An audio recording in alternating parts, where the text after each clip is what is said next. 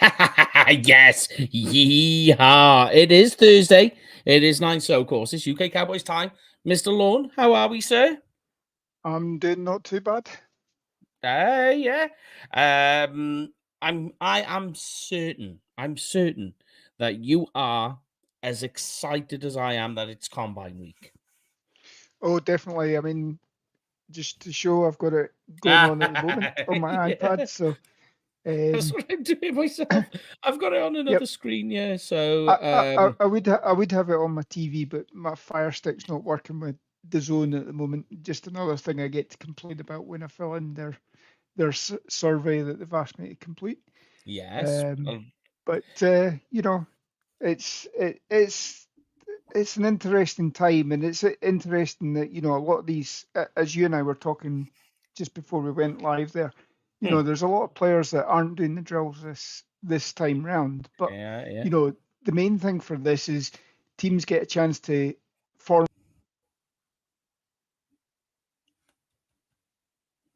Oh, Lorne, I've lost you, mate.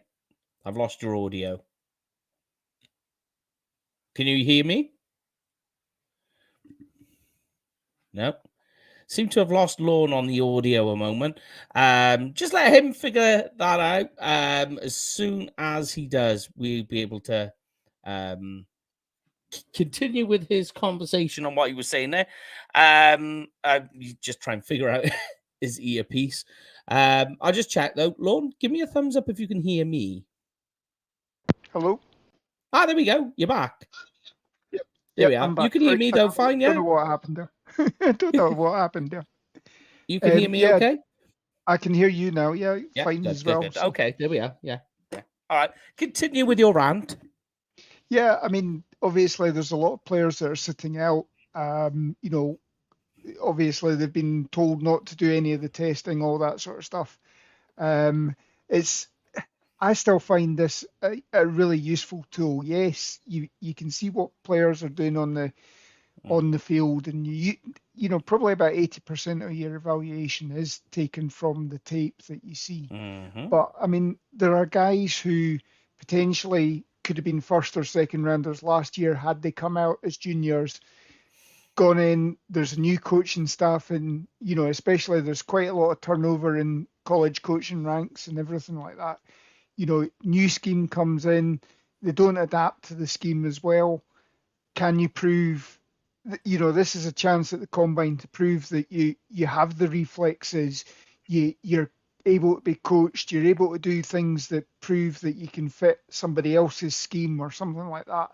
And Yeah. that just helps build it all up. So I still think there is a place for the combine, and 100%. you and I are quite giddy about this weekend. So Yeah.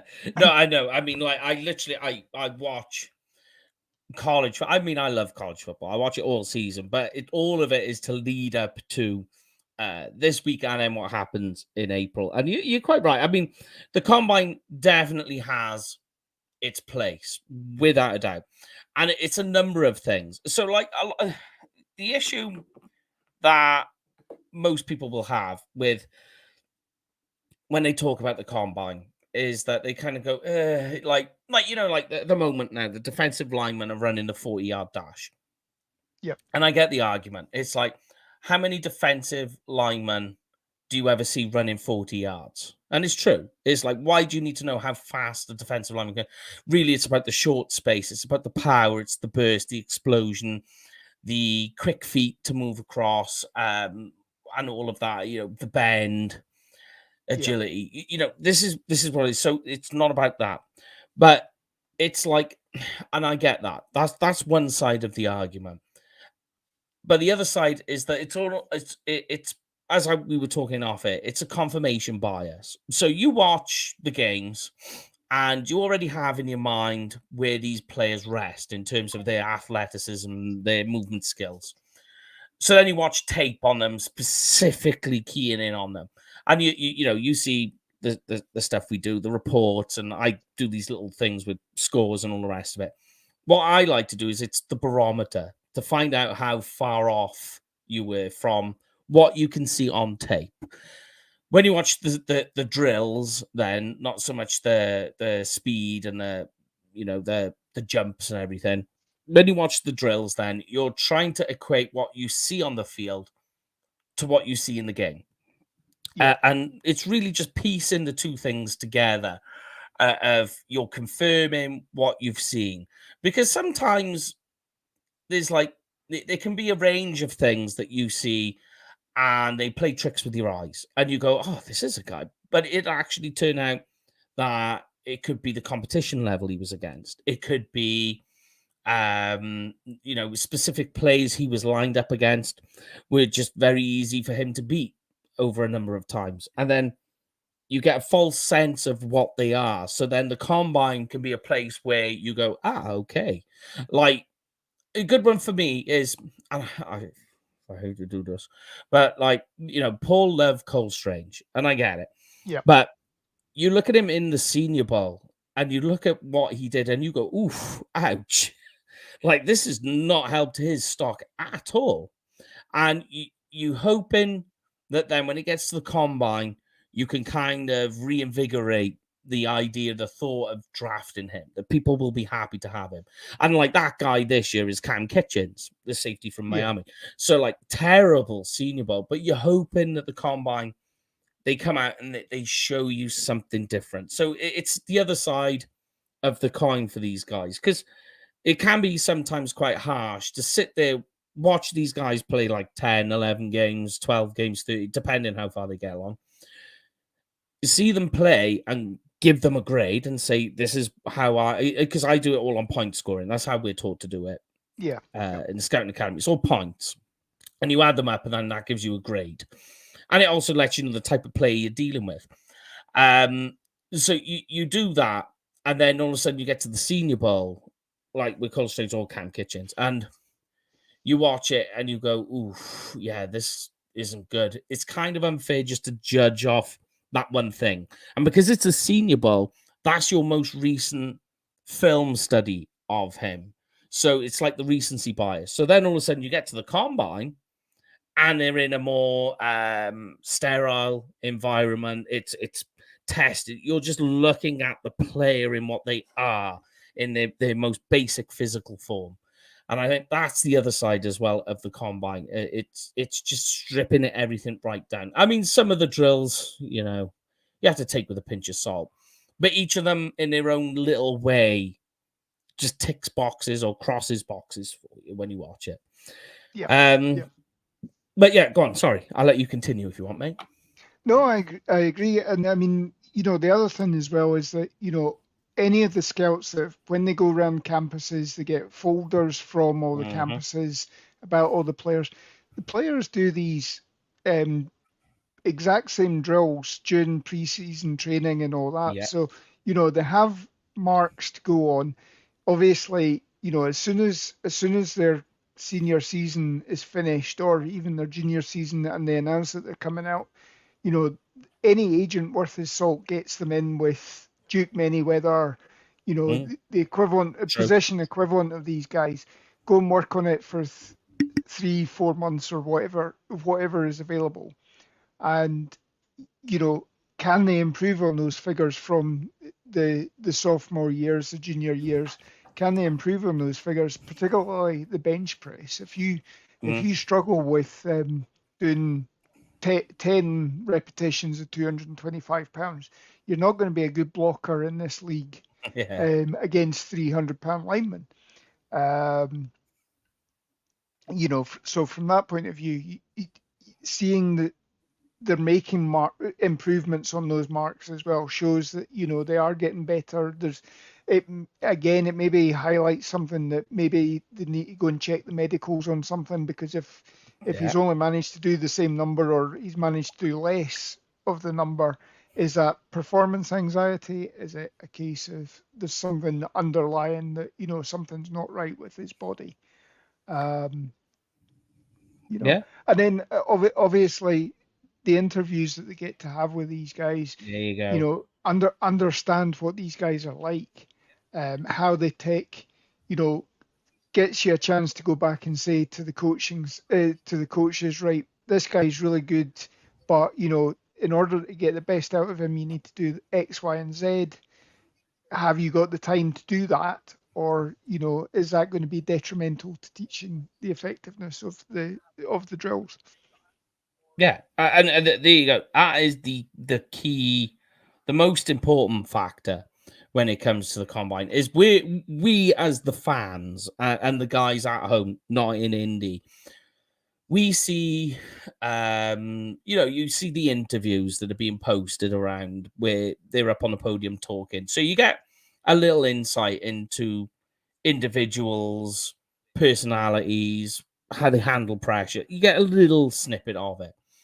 And then Yep. we see them run all the athletic drills, and then we see them run the on-field drills, doing all that. That's what we get. So what happens, and it happens every year at the combine, some player gets drafted wildly out of position. Let's take, for argument's sake, with the Cowboys. Um, you take you take what they did with Travis Frederick, and people are going, "Oh wow, we did not have that is crazy. We can't believe Yeah. the Cowboys." What's more than likely happened is he's gone. The Cowboys have sat down with him. They've had an interview. They've had a talk. They've gone through things, and they just like who he is as that person. Us as the fans, we don't get it. We don't understand what it is that's gone on there and what they've seen. But through their process and through the questions and the way that they've handled themselves during the combine, that's the thing that then suddenly makes these teams jump. Yeah. And that's what's important, because as much as we just want teams to draft the best players, there's a lot more to it than just simply looking at it like as in building a Madden roster. Where we just go, this guy has the highest score in X, Y, and Z. This guy has the highest score in X, Y, and Z. Let's put this roster together like a Madden team. There's more intangibles to it, and Yeah. those Yeah. things are the things that happen behind closed doors that we don't ever get to see. Yeah. I mean, give you another example. The selection in Nashawn Wright. I mean, obviously, Yeah. a lot of draft scouts had that Nashawn Wright was probably a seventh rounder. We obviously spent a third rounder on it Hmm. because that's, again, maybe influenced by what Dan Quinn was looking for. And that's obviously, you know, that might change with under the Mike Zimmer scheme. Um, but we selected him with the what was it, third round pick or something like that. And again, we were kind of lambasted by most of the scouts about that, or most of the voices in a way. And it's turned out we haven't got what we expected out of him. We didn't get what we expected out of Bossman Fat as well. Hmm. Who now unfortunately is sitting with he's sitting with a Super Bowl ring, There you thanks to being go. on the Chiefs roster. But again, that just, you do your work behind the scenes, and it still is a crapshoot when it comes to actually the draft, who you manage to pick up, and does it pan out for them? Because in a lot of the cases, and it might be different now that there's NIL money, but Yeah. give a guy a big contract to start out. They go from scrimping and saving or whatever on campus. They suddenly get $100,000 signing bonus or whatever, and they go mental. So It's true. It's true. yep. Yeah. And it is, there's just so much more involved that meets the eye, when it comes to combine. But like you say at the very start, the combine does have its place, and the big thing for the combine, really, more essentially, is, as I say, it's confirmation bias, is really what it comes down to. But also, um for the teams, it's the interview, and also the big one is the medical, because the medicals for these players, that's their risk assessment. That is them deciding, how far, how much investment, how much capital do you want to put into the player. And again, as the fans, we don't get to see the medical side of it all, but this is what these guys are there for. So then they get to get a more in-depth look at these guys' medicals, their history, all the rest of it. And then they can. So again, when we're sat there in the draft and we're wondering why a certain player's tumbling, it could be the interview process. It could be that there's something that all these teams have noticed, that their doctors, the team doctors, have talked to them about and said, look, there's this on there. It's probably going to be fine because you can't guarantee it. So then all of a sudden, like where you feel comfortable in where the medicals guarantee you where this player is, you drop them down. Now, we don't get that news until after the fact, but at the time, it can lead to wild conversations about drafting out of position. But that's just how it goes. It's what the combine is there for. That is its purpose more than anything. And the other one as well, the other big one, which, to move away from the players, the combine is also a very big. It's a chance for future staffers to get to know each other. They're like, so many of these guys will ascend to Indianapolis. They might be on a college team, high school team, unemployed, and they're just looking to try and get in with the right people to try and get a job in the future. And most of them will end up doing that. And that's what it's all about. It's about really a whole thing of the future of the NFL. It's players, teams, and staff. Yep.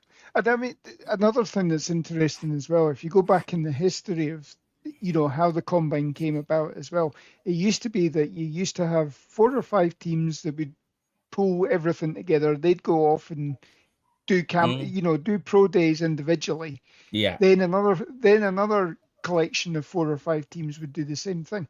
By the end of it, players were absolutely knackered because it worked out 4, 5, 6, 7, 8, 9 times or whatever. That's right. Yeah. And then they decided, let's have one single combine.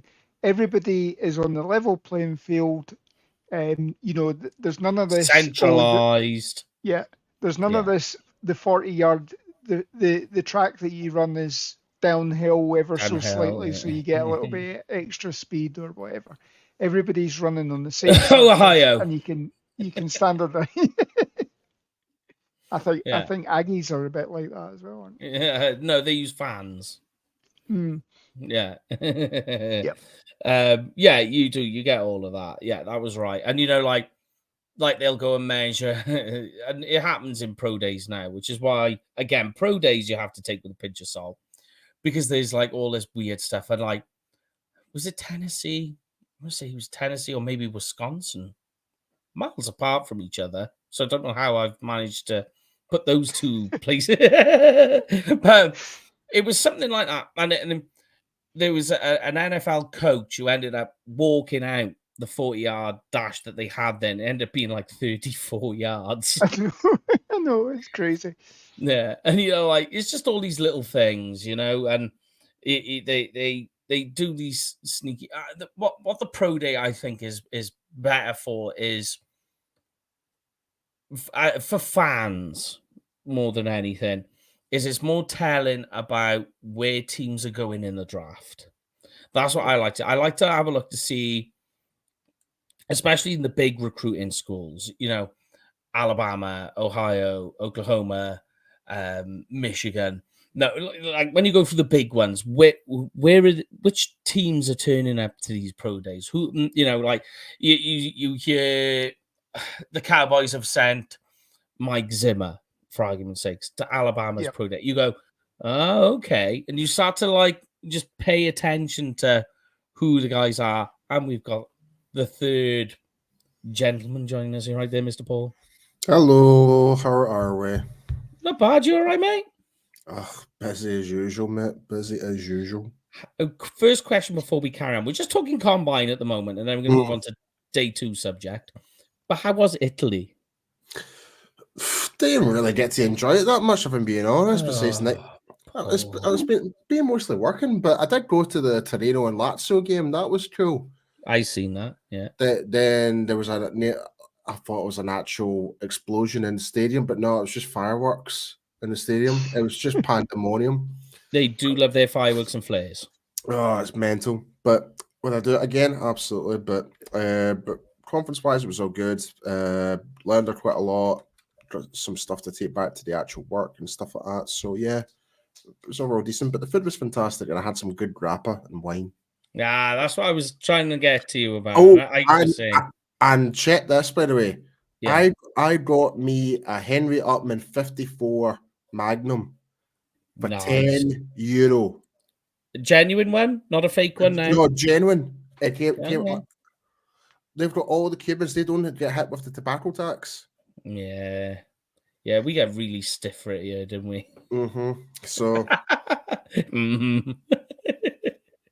But as long as you got the wine and you got the cigars, that's a big one. Oh, and of course we got Joe with us, who is from Italy. So yeah, there we go. yeah, Joe. I was in Turin, so I was up near Torino. And of course, Yeah. you found your outfit for the wedding as well, Paul. Huh? The outfit that you put on Instagram earlier in the week as well. Outfit? That I said you could be seen. Oh, the tartan trees. That is baffling to me. Like, of all the places, I never thought tartan would be a fashion in Italy. Never thought that. But anyway, enough of that. But enough of that. Back to football. Yeah, no, we were just talking just about the scouting combine, and we'll get on to some conversations about. I'll give you some. We'll talk about like some sort of examples of what the Cowboys could do in day 2. I'll give you some scenarios, but yeah, we were just talking about the combine now, and just like talking about how the combine can be a confirmation, like a barometer of how you're evaluating players. It's also confirmation as to seeing what a player's athletic skills are on tape and putting it down into a basic score form, which is what they're doing at the combine.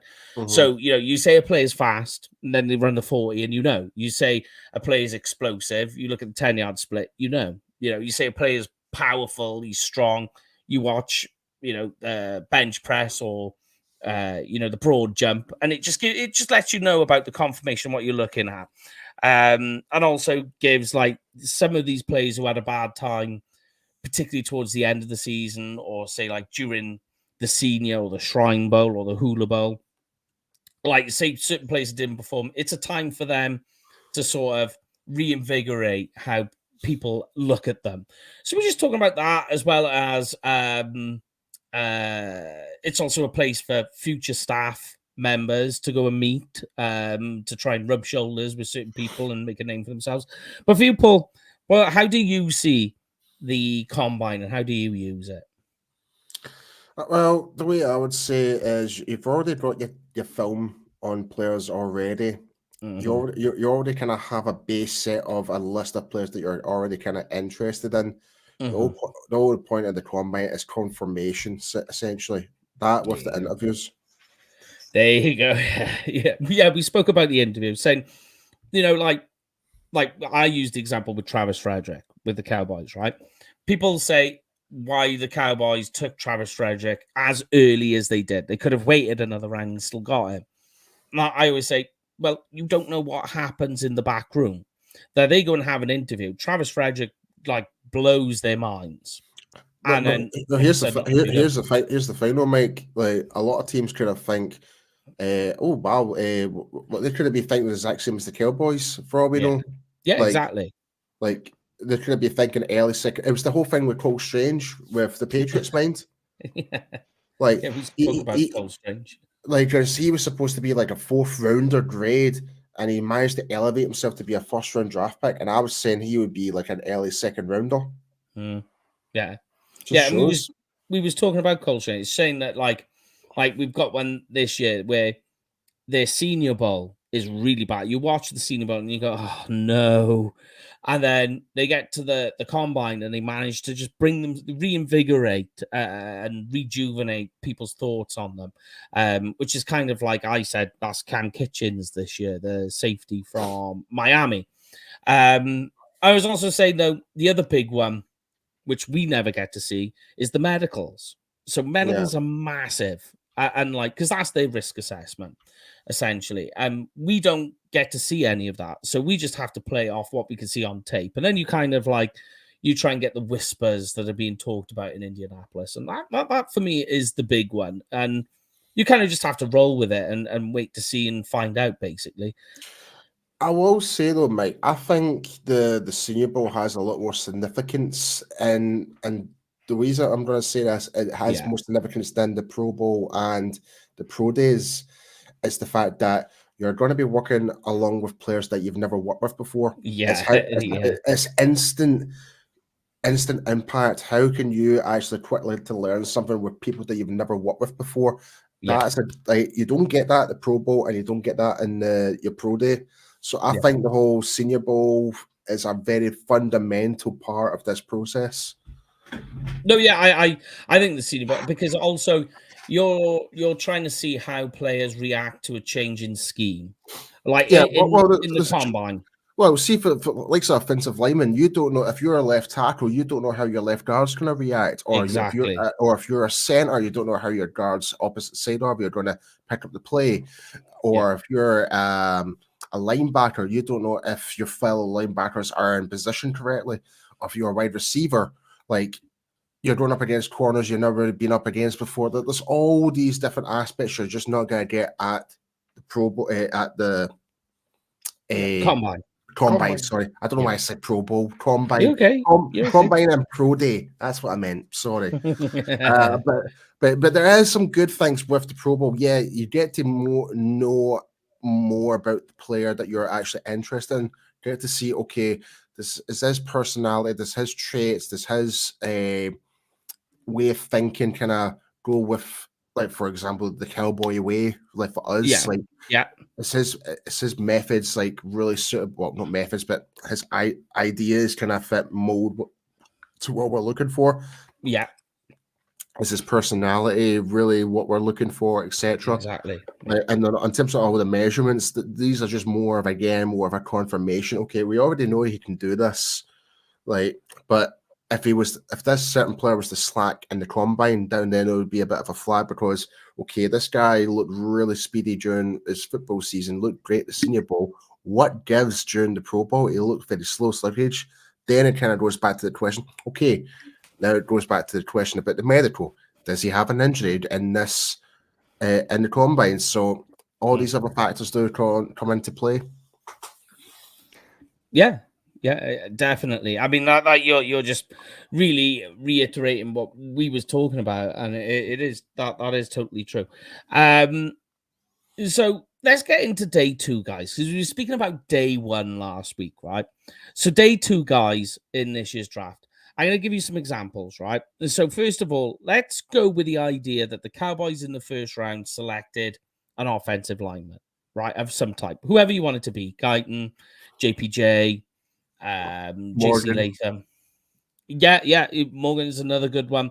Whoever you want it to be. Graham Barton. That's my guy. Phil's a great role. So if we say that they've done that, let's start into day 2. What would your first choice? So let's go with the second round first, and we'll work through it. What would be your choice of, first of all, of positions you would go for in day 2 for Dallas? Freaking easy, linebacker. Yeah. Like, especially now that like, it might even be priority number 1 now, because Van Der Esch is potentially retiring now. So yeah, like, I think we might have to shift our priorities from offensive line to linebacker. But the thing is, there's no really much linebackers that are worth a first round grade, is there? No, especially the type of linebacker the Cowboys want too. That's the problem. Well, especially now under Mike Zimmer's rule, he wants the big physical ones. Exactly. So when you think about it, so we're talking. People are saying, we've got Damone Clark, and then we've got DeMarvion Overshown coming back in. Bear in mind, this is really his rookie year now, and he's recovering from an ACL. So what type of Overshown you get in? You can't really count on a guy who's not taken a snap in the NFL as yet. Yep. So we've got that. Then they're talking Marquise Bell.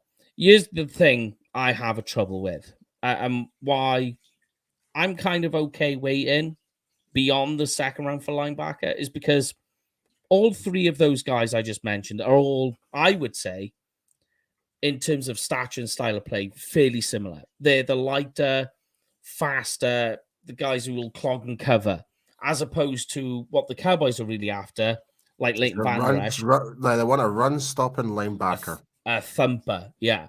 So when you look at the linebackers, and the issue we've got is when you think about it, the way the NFL is transitioning and the way the linebacker position is transitioning, finding those thumper type linebackers is really hard to find. Well, there is one guy I do like, but he does come with a lot of question marks, and that's Peyton Wilson from NC State. Yeah, very much. Yeah. He's 20. I think he's going to be like 25, 24 correct. when the draft happens. So he's already like whatever aged. Yeah, he's got an injury history. Very much. But as all the good points about him, he's got a background in wrestling. He knows how to tackle, knows how to bring someone down, right?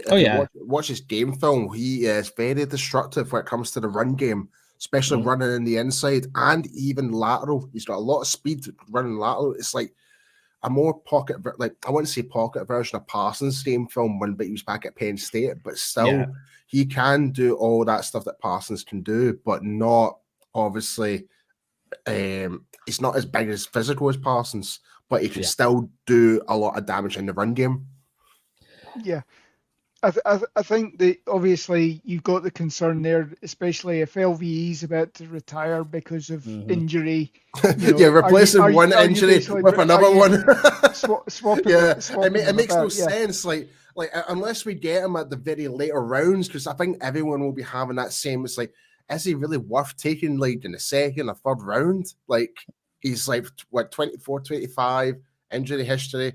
It's not really worth the investment for that type of like. It's gonna downgrade him. Like maybe give him a smaller contract, and if he's played well enough, then give him his big contract, whatever. But I mean, for me, the other option, and certainly in the second round, is going defensive tackle, especially if somebody like Sweat drops to the second round as well. Yeah, because Mike Zimmer again. As we talked last week, Mike Zimmer was used to Dexter Coakley, Datwin, both very light guys for that time or that era of the NFL. Similar mold, still a bit heavier than Damone Clark and all that, but similar in terms of what you're talking about now. That these guys were light. And the way that the Cowboys defense at that point in time, they had guys like Jay Ratcliffe. Who was the guy that he'd initially played for the Rams, the Saints, and then came to us. The nose tackle as well. Yeah, I know the one you're on about. Ended up in the Hall of Fame. You had Glover. Leroy Glover, that was it. So you had big guys that held up the line.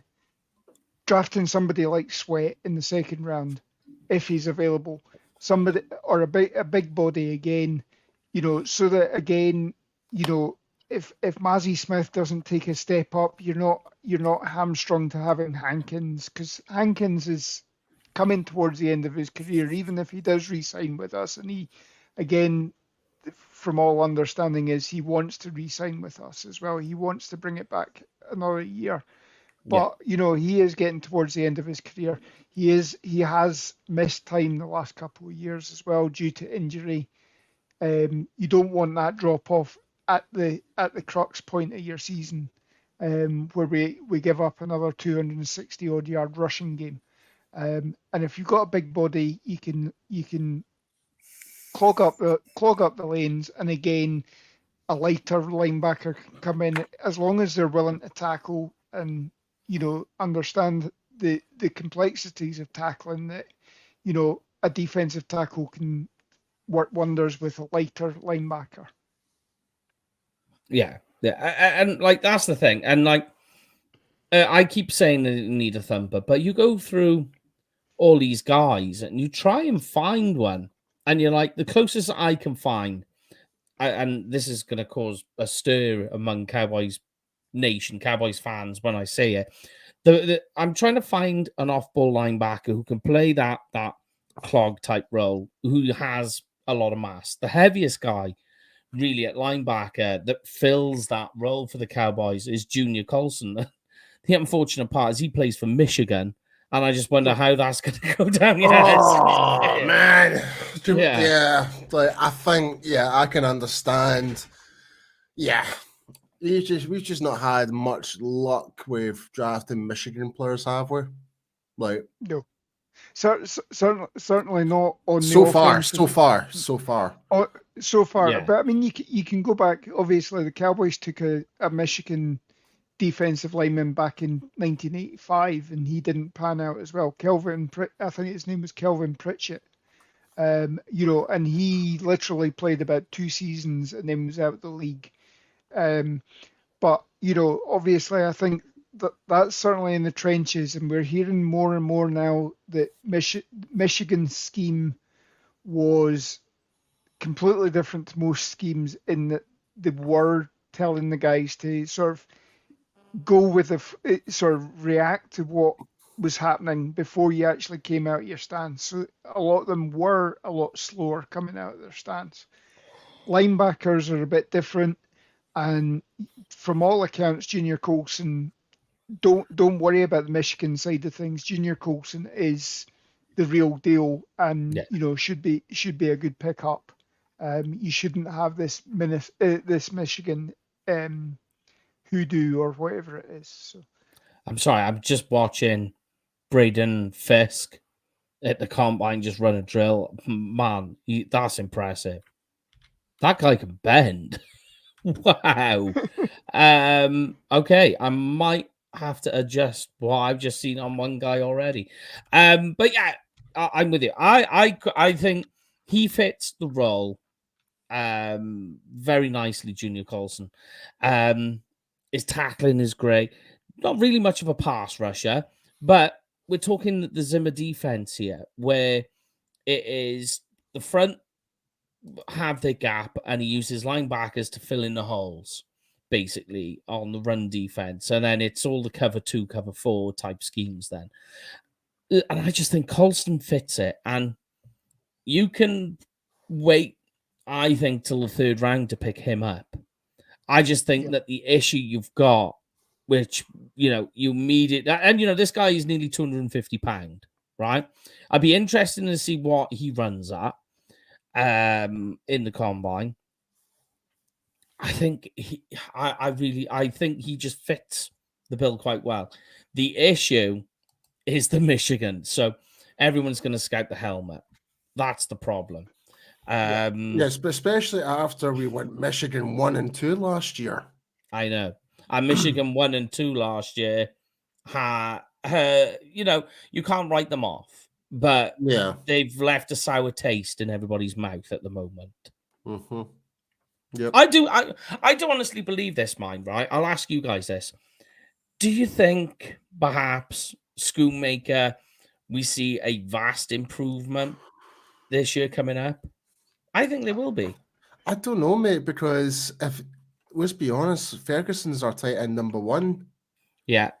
Right now, so I don't see how Shoemaker is going to literally improve unless he makes big impact plays more than Ferguson does. But I really do. I feel like I'm really struggling to see it. Why we actually did draft him as a 2nd rounder. Yeah, I mean the thing is, he obviously had a bit of a rapport with Dak because Dak did obviously throw his way, and he was obviously getting open and what have you. Yeah, he had a case of the stone hands or the dropsies or whatever you want to call it. But you know the fact that Dak was actually willing to throw to him, there must be some sort of communication there that, you know, from that point of view, they're happy with it. Again, you know, he missed all of OTAs with the plantar fasciitis. Is this another sort of Jalen Tolbert situation where he takes another step this year? We're hoping that all of the draft picks this year or from 2023 take a step, because obviously this is probably the most underperforming draft that we've had. Yeah.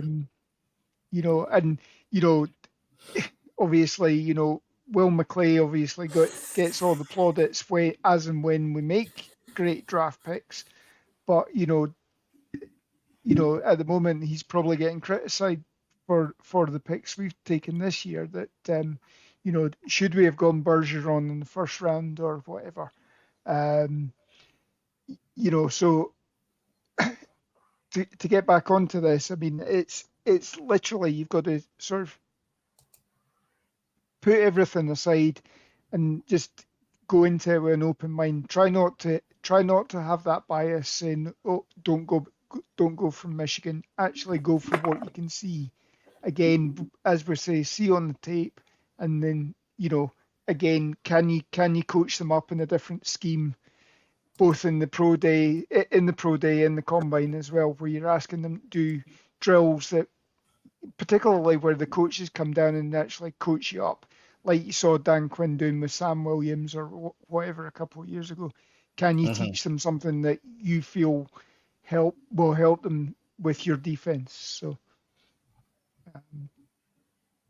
wow. Sorry, I'm Braden Frisk just run. This is going to sound really weird because every time you guys are talking, Braden Frisk from Florida State, he just run a 10-yard split in 1.68. wow. So he's going up my board, that is for sure. He's doing really good. So yes, so we're saying linebacker. Can I tempt you guys at all if we went offensive line in the first round, and if you felt like you could hold fast on the linebackers, would you be willing to go wide receiver? Oh man. And I can give you a reason why I'm asking. I'll be perfectly honest with you right now. I've just got to the point now. I'm just like, do whatever the hell you want. Like, I really don't know. Like, the question with Michael Gallup, yeah, that's a big question. That's the only reason why. Like, but would we waste that on a first rounder? Probably not, because you've already got CD Lamb there. We don't know if Cooks is going to be on for another year. Is that right? No, Yeah, Cooks is back for this. Cooks is another year. It's what you do with him afterwards. Can Tolbert step up to be your number 3 receiver at the moment? You've got Brooks, you've got Moreno Cropper, you've got a whole load of guys that you had in camp last year that were lighting it up. But I'm sure Mike's got somebody in the second round there that he's about to drop on us. No, I'm just wondering with you guys because, like, without saying, like, elaborating too much live, Michael Gallup may actually not be here next season. A number of reasons. The big one, obviously, the most obvious one, really, is how much he's costed. He's double digits against the cap, and he got barely over 400 yards last season. He had 10 games where he had 20 yards or less in a game, scored only 2 touchdowns, and the only 100-yard receiving game he had was the wild card game. It's not showing any optimism, is it? Yeah. I mean, don't get me wrong. We do like Michael Gallup. We do like him when he's actually like, but it just seems so odd. Like for a guy that's on that big contract, he's not been getting enough game time. I thought that was quite odd. But if that's the way it's going on, why is he still here? Yeah. Like I'm pretty sure there'll be other teams willing to take him on board for sure. But let's just say, like, I just hope we do not do what we did with Lyle Collins, announce that we're letting him go and get absolutely nothing for him. Mm-hmm. Yeah, like, I mean, well, at the moment, I think from my understanding is that he's expendable this year because you can do the post-June 1st cut and you save a lot of money. If you cut him now outright, you only save 800,000. But if you do the post-June 1st, it's something like 8 million that you can save. Obviously, you're still paying some of that next year. There's an increased amount that you're paying next year. So what would happen if you were to trade him to another team for draft picks? Would it still be like 800k? Yes, I think again, depending on when you trade him, it's let me just bring up over the cap because they can. Yeah, they got the whole thing, and they that does it for you, because that's when it starts getting finicky. Is when you get into that mode. We're becoming Steven right now. We're all in. Oh God. Well, that I don't know if you've seen us stirred things up a bit. Oh yes, I know. Because Yeah. Stevens come out and basically said, "Well, Jerry's all in every year, and we're just going to do what we do. We like our guys and all that sort of stuff." What a way to bring us back to reality, Stephen. Yeah, it was great. Right, according to over the cap, it's exactly the same as if you cut him right now. So again, it's a case of doing it after June 1st. In which case, you're not going to get anything for this draft. Yeah. It will all be next year. Yeah, so likely case is we're not going to trade him this year. Yep. It's likely going to be a cut after June. Yeah, but you can announce that next week. When at the start of the new league year, you say that you're dropping them on the 1st of June, but you carry that money until the 1st of June, and then suddenly you get that 8 million. Hypothetically, what teams need a wide receiver, and what teams that we need from them? Like, I'm thinking like the whole David Putney situation for bloody draft day right now. Right. You know what I mean? It's like get Putney or something like that. Like, what do we need? What do we like? If we were to trade Gallup, say like he's probably worth about what? I don't know, a couple of backups or something like that, or I don't know. You would get a lot more in Gallup from a trade than you would by cutting him and getting a compensation pick. I would say that much, because there'd be teams willing to bet on Gallup's explosiveness returning. That's what they're banking on. What made him special was that explosive and the ability to go up and be physical with the ball. That's just seems not to be there at the moment post ACL.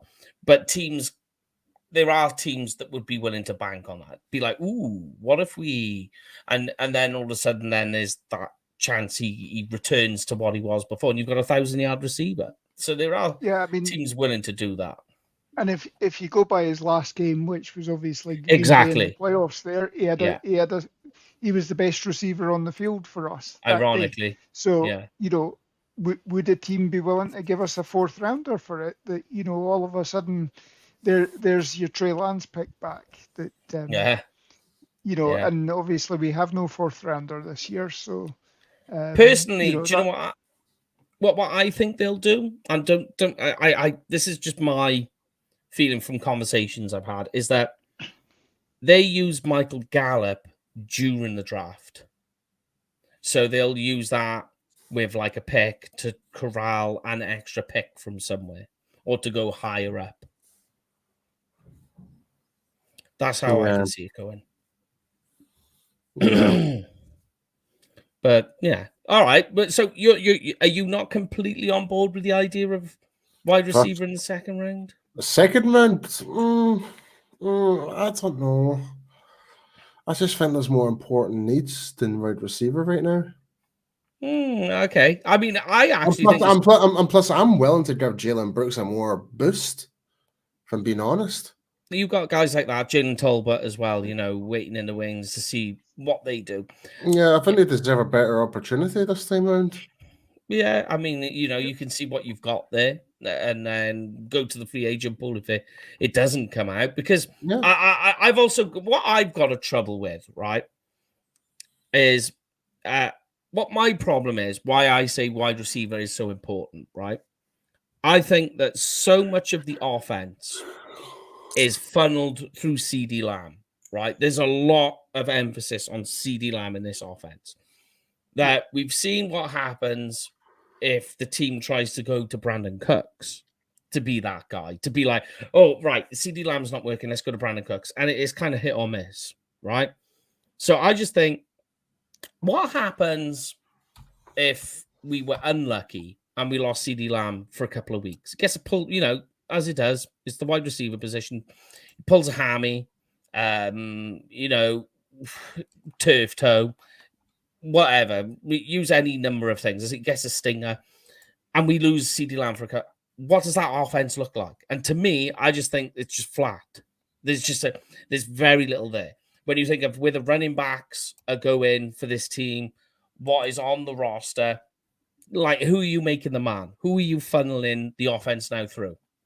And I just think that without CD Lamb, this looks problematic. So you draft a wide receiver quite early because you need to, because if you don't, you're going to struggle if or when CD Lamb, we have a player like CD Lamb not on the roster or not playing. Yeah. I mean, I see what you're getting at, and I don't want to be, obviously the Cowboys got into a big mess at the tail end of the 90s, early 2000s because they drafted for need as opposed to the best player available. Mm-hmm. And you don't want to be going down that route again, because that's when if you get to the second round and you got 15 players in your rankings that you've got higher than the position you really need, which say defensive tackle or linebacker, but you got 15 players ahead of him. If you're skipping down those 15 players to get the person that realistically is a reach, then that's not the best way to draft, and that's not the way this team has drafted in the last couple of years. So I wouldn't say anything's off the board. And I mean, again, this is the way the Cowboys operate: is they go out in free agency, they bring in enough people that you potentially have a starting offense, a starting defense, and you have one or two backups that you're ready to roll with, no matter who you pick up in the draft. And then anything that you're picking up in the draft, particularly first and second day, you expect them to make major contributions, probably push some of those pickups down the roster a little bit. And from that point of view, that's how you build on it. But I wouldn't say anything's out of the picture here.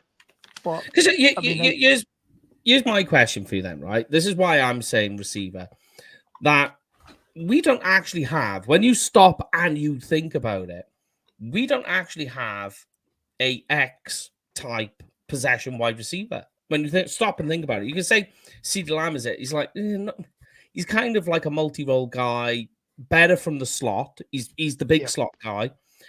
You say Brandon Cooks, well, he's your wide type receiver now. We've finally got one. Took years to get one. We finally did. But now we don't have an X receiver. The last one was Des Bryant. Amari Cooper, you could say, was. But we actually don't have one when you stop and you think about it. So our best wide receiver is more of a slot guy than he is an X. And Dak needs that type of guy on the field. We don't actually have one. We've got the speedster guy now who can go and burn downfield. We've got a nice slot guy. We've got an arrangement of guys that can play from the slot. But we don't actually have an X, especially if now Michael Gallup does move on and we don't have him, then the void is even bigger again. Yep. And as you say, you don't know what you've got in Tolbert. You don't know what you've got in Jalen Brooks, all that, of that. I mean, I do like Tolbert did make some good catches in traffic. Did hold up. He wasn't the knock on Tolbert last year was he wasn't getting the separation that you would expect from a receiver. But he still made, when Dak looked his way, he still made some pretty crucial catches as well. So there is potential there. But will that potential actually be realised? Or, as you say, are you best putting some cap or draft capital into it? Yeah. So, okay, let's say this then. They've got a linebacker in the second. could be a wide receiver, could be, say, a defensive lineman, which we'll come back to now. Third round, I think, is the sweet spot for running back. I don't know what you guys think. Yep. I think there's tail end of the second round to basically the third round is when you're looking at running backs. There's again Michigan's Corum. Yeah. You've got Michigan. Michigan again. You got Brooks from Texas. You've got there's a whole plethora of them coming out. Yeah. Even right down to the sixth or seventh rounder, you've got somebody who has NFL longevity in his DNA in Frank Gore Jr. His dad played for 17, 18 seasons or something like that. So, Has he ever retired? He probably could still. He's probably playing with Terrell Owens on the Fan Control League or whatever. And he's up there in the. If you actually look at the rushing charts, he's probably about 3 or 4 at the moment. In that, because he was in the league so long, he's certainly up there in terms of the yardage that he's racked up over this 16 and 17 seasons or whatever. So. Yeah. And I was talking last week about all in, and I was asked, like, what does all in to mean? And I said, all in to me is not messing around like the Cowboys often do with these second and third round picks, that they're just going to get a guy that they can draft and play right away. The only issue I've got is after hearing the comments and everything being made this week in the combine, I'm kind of like thinking, don't please start messing around again. And then I go and see the Cowboys are talking to Jonathan Brooks. Yep. And I just think, because of how the Cowboys draft in the second round, and this is going to make Paul's eyes roll, what if their second round pick is going to be Jonathan Brooks, who we don't see next season?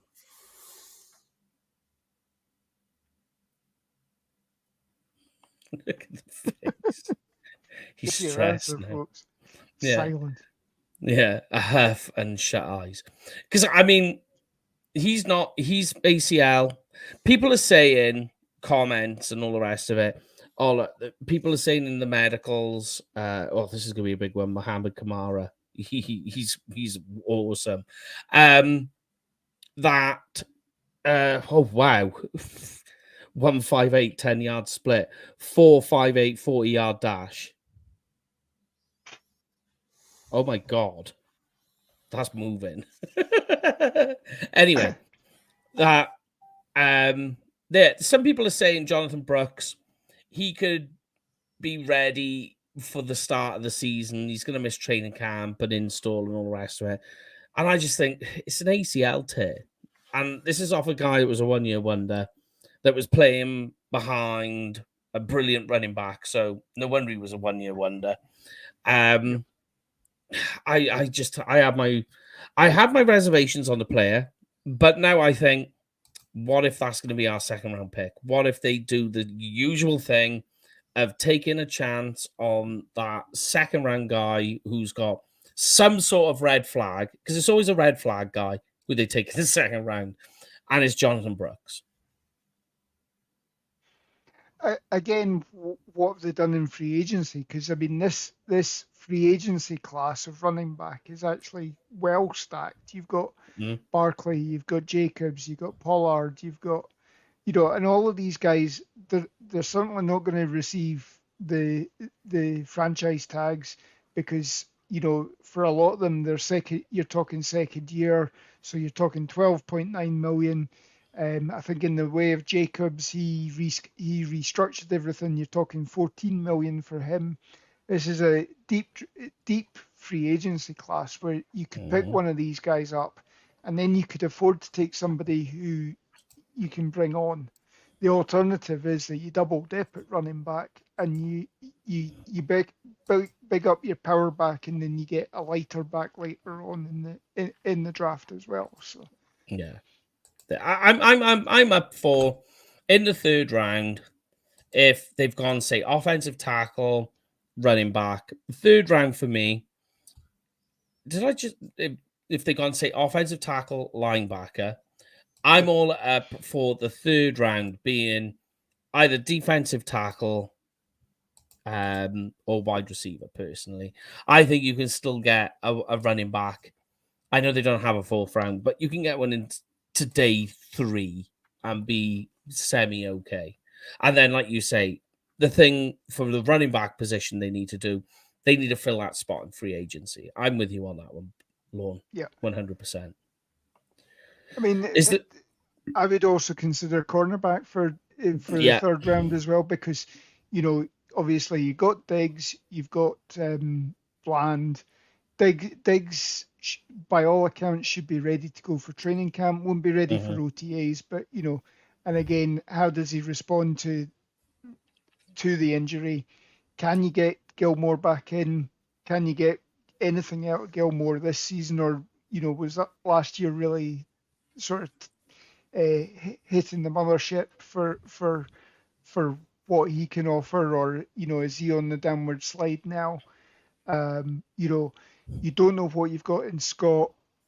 Obviously, the fact that Nashawn Wright and Igbenogany and what have you didn't get on the field in that playoff game as well, you're obviously ready to move on from those guys as well, or they're on their last legs. What are you doing going forward, and how does it fit in with Mike Zimmer's scheme as well? So. Yeah, definitely. I think the cornerback situation, because the cornerback position in this year's draft is quite deep. So I think for me, how early they go in a draft depends on whether they retain Stephon Gilmore. If they retain him, now we're looking back end of the draft. If they don't, I'm totally with you, because you don't know what you got in Diggs. You don't know you don't really have much behind that. Jordan, especially if they don't decide to keep Jordan Lewis, really your next option is Nashawn Wright. And I think he hasn't developed the way he wants. Plus, he doesn't fit the Zimmer scheme. Definitely not. So you're going to need one. If they keep Gilmore, I think it doesn't remove the need to draft a cornerback. It just means you can wait a little bit later, is what I think is my options. But apart from that, though, guys, is there anybody else in day 2 particularly you've got an eye on, or you just wait until post-combine to make a decision on that? I'll be perfectly honest. I've probably been the most underprepared for this draft. I'll be honest. I have to say that's exactly what I said to Mike as well, just before we went live as well. So I will sort of start firming things up after this combine, and anybody that catches my eye with the combine, I'll go back and have a look at the tape and what have you. But again, I mean, nail your colours to the mast now. You don't know who you're suddenly going to end up with available when it comes to your pick anyway. And here we go. Here's Mike with all 490 players. I haven't ranked them. So this is all pre-combine. So I still got lots to fill in, but all the notes are in, and that's the main thing, and all my scores are in. There we go. That's how prepared I am. Are you still using Windows 98? Yeah.